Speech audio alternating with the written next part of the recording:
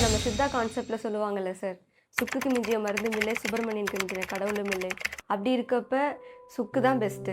நீங்கள் பூண்டு பால் எடுத்தால் சரியாகும்னு சொல்கிறீங்க, அது எப்படி சார்?